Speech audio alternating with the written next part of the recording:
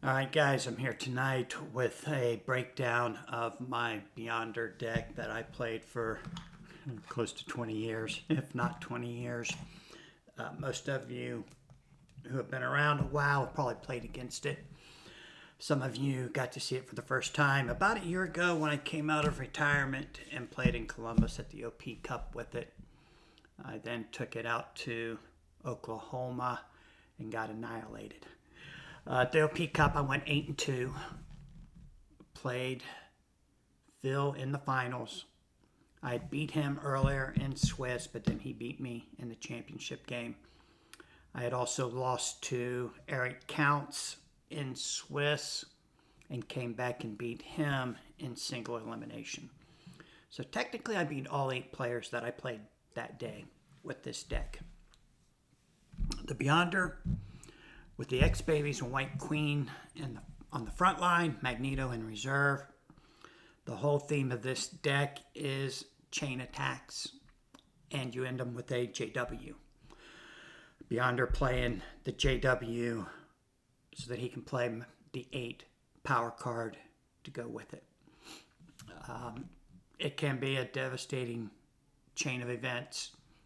I like to play, as you know, the Age of Apocalypse battle site, and I'll throw out Morphs 2 and may make 2 additional attacks and try to make as many attacks as I can. If my opponent doesn't have a negate, he could be in trouble. If he does have a negate, sometimes they negate the 2. Sometimes they wait and negate the first 4 that follows up on the 2. So to start a chain, the best chain is the Morph 2. Then I follow up with the White Queen 4 energy, Magneto for multi-power, then bring in White Queen's JW, all this coming through Beyonder, and Beyonder plays the 8. Hopefully knocking somebody out. There were many times that I would knock somebody out on this chain. They don't have, like I said, they don't have a negate or they don't have acrobatics, some way to lock down that character before I get to the JW. There's a lot of trouble there. The events I'm running with this deck, Infinity Gauntlet, the Crossing.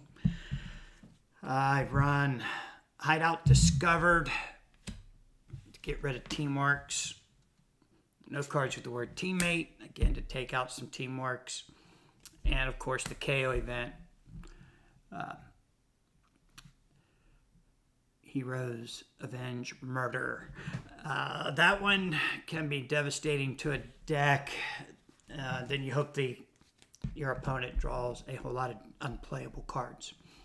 This deck, I always KO the X-Babies. It does not matter how many hits are on Beyonder or White Queen. At the KO event, you got to get rid of the babies. Once the babies are gone, now your Beyonder is at least a 7.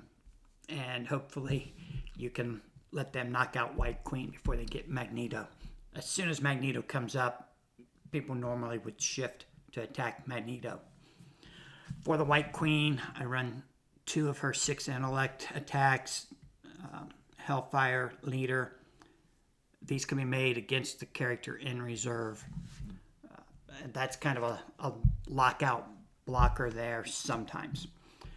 2 of her 4 mental overrides, 4 energy attack, mimic 1 additional attack. 3 of the JW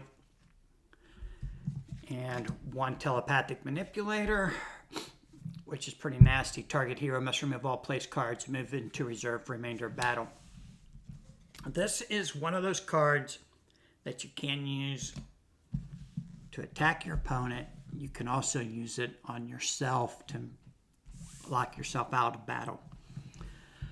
I know it doesn't say anywhere on the card that you can do that, but that's the way they ruled it. It cost me a game once in a regional.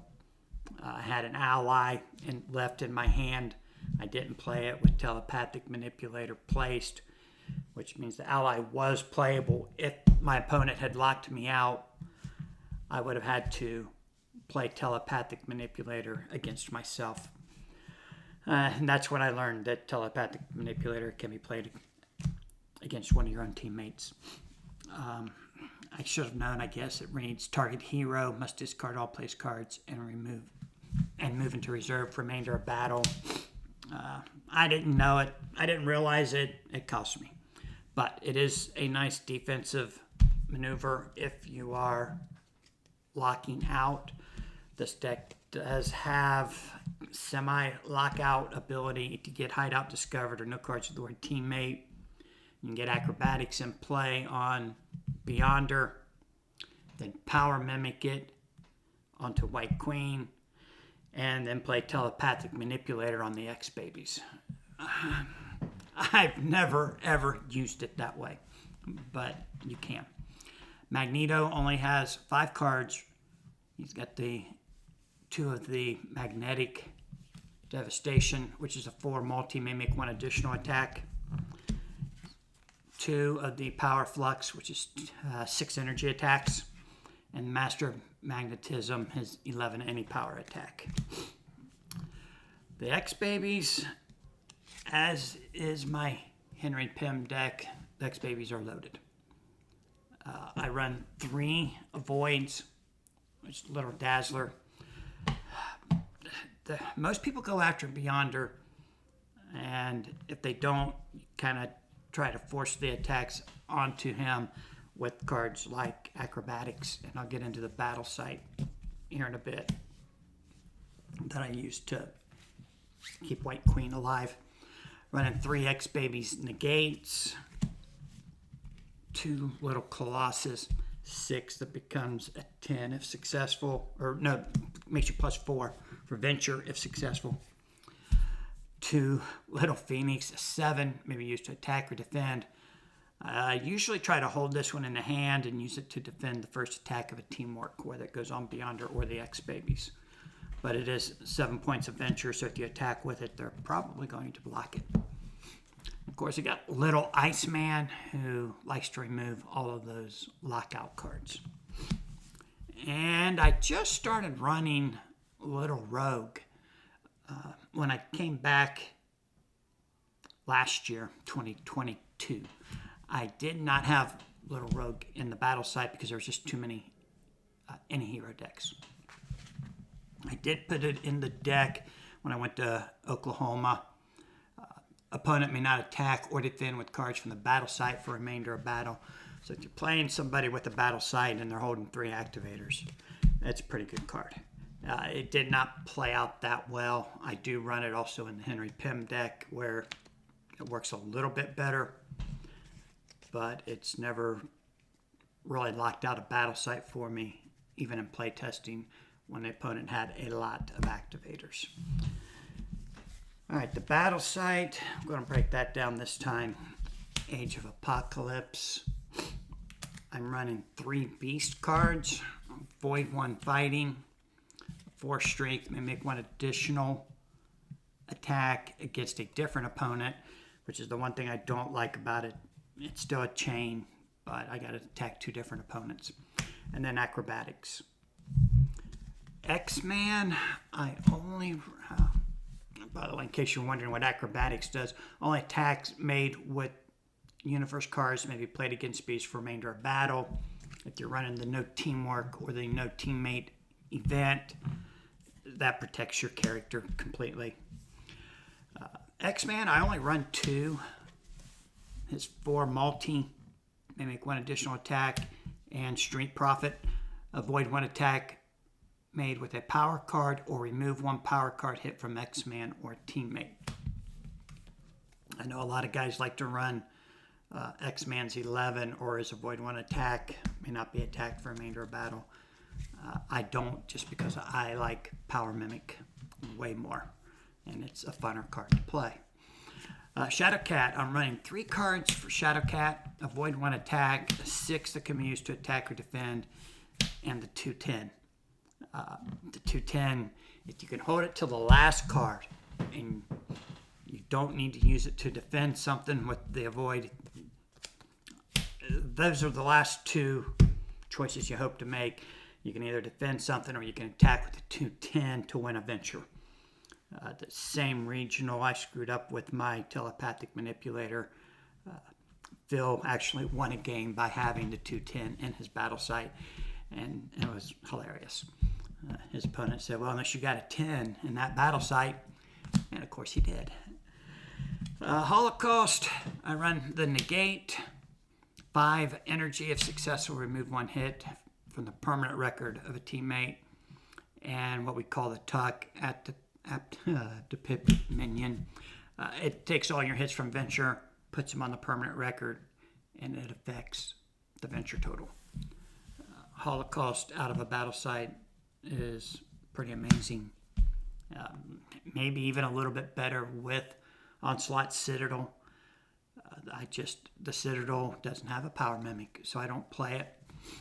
And I run 3 morphs, 2 mimic, 2 additional attacks, the 6 strength attack, and the power mimic, which this special acts identical to any special currently on the table. That could be anything that you have placed, anything your opponent has placed, frontline or reserve, anything on current battle for either opponent, or permanent record on any of the characters. So sometimes you got a lot to choose from. I'm usually looking to do a big KO with it. Sometimes I have power mimic to JW to knock somebody out. I've also used it, like I said earlier, to power mimic acrobatics to protect my team and lock somebody out.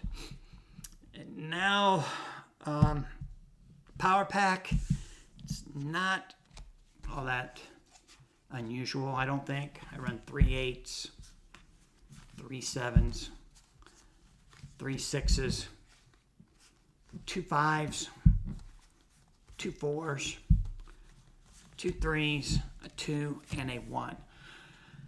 I only run one of the 2.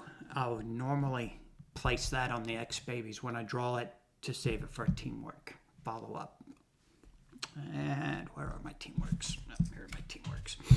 I run 4 currently, 4 teamworks, the 8 energy with intellect and strength, 7 energy with intellect and strength, 6 intellect and strength, and then a 6 intellect with energy and strength.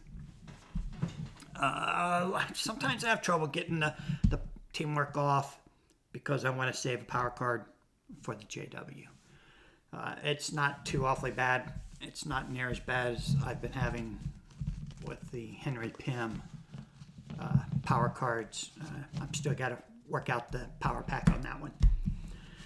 Now I've also looked into adding a couple Magneto cards into this deck.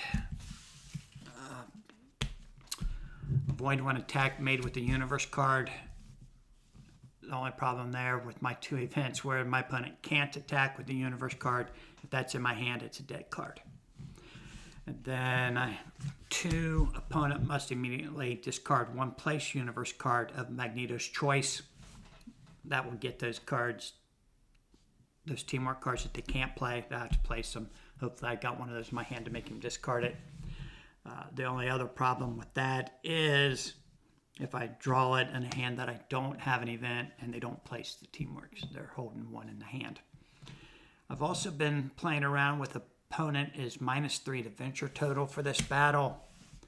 A lot of times the Venture is really, really close. Most people aren't going to negate a -3. If it was -6, sure.